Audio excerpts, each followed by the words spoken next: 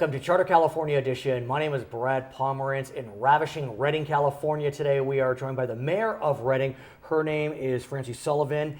I want to speak with you, Mayor, about your beautiful city, which is struggling a bit, like all cities in California, with the drought. And you were one of 15 mayors that recently spoke with the governor, Governor Brown, about the drought. Tell us about that meeting and what's happening here in North State, California.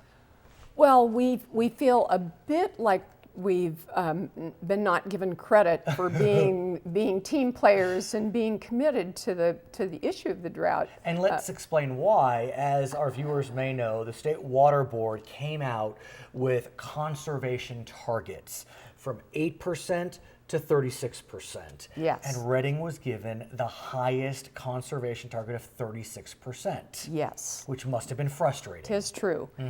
Well, we think we didn't get credit for the things that we are doing for the good of the order. And I think perhaps many people don't think of Redding as being at the top of the water chain. You know, Right. this is where the water starts flowing for much of the state. You have Shasta Dam, you have Lake Shasta, you have the Sacramento River, which is outside our door right now. Yes. So you got water. You have the Redding Basin. We have an aquifer that has more water in it than Shasta Lake when it's full. Wow. We have a huge aquifer. So and we see water Right. everywhere. So it is hard up here to get people focused on the fact that we have a serious drought statewide. And the challenge also, if I may interrupt, I Yes. apologize, is that, you know, in Redding you have beautiful large lots, and with large lots comes landscape. Yes. And over the summer it's very hot. Yes. And not a lot of rain over the summer, and so it can be dry, and so that increases the necessary water use. Yes, and the water, the percentage that we were required to cut was based on how much we used in July, August, and September, which are tough months here. And we're a large city. We're 60 square miles. We have 90,000 people, Right. 40,000, 45,000 households. So we live on big lots. But I'm pulling out a prop.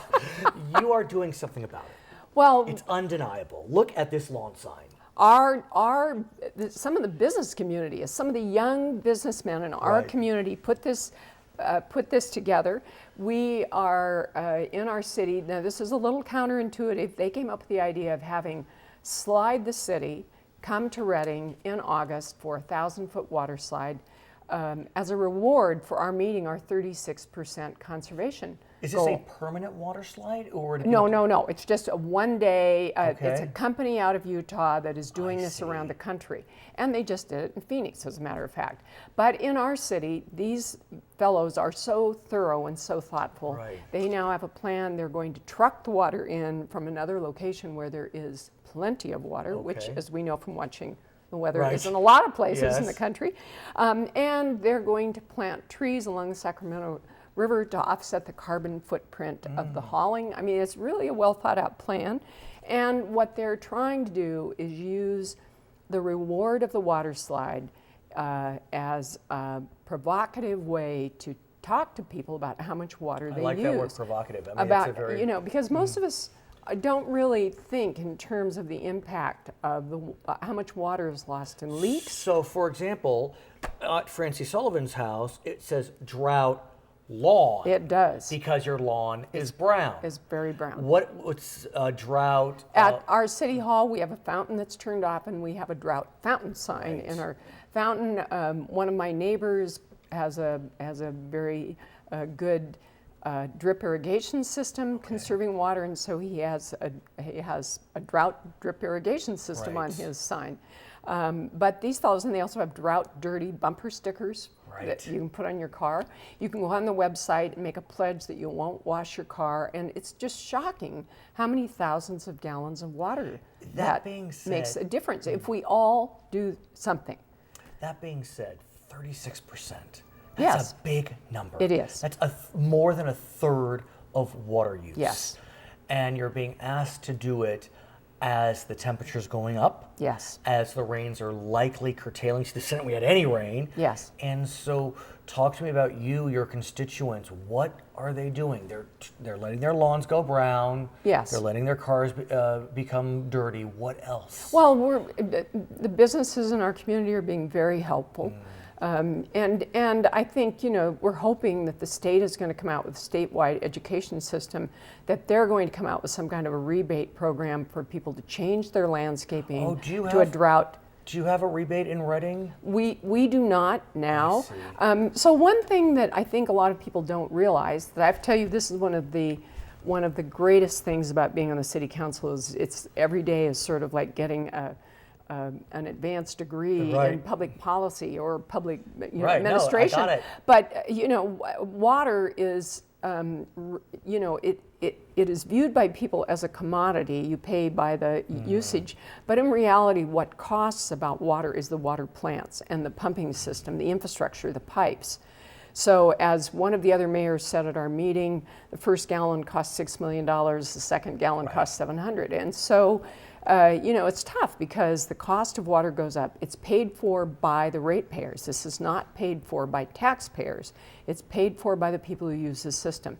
So if anything you add on, like an education system, a rebate system, comes out of the same pot of money that is diminishing as the costs are increasing because we're selling less water. And So we're hoping the state is going to step up to the plate.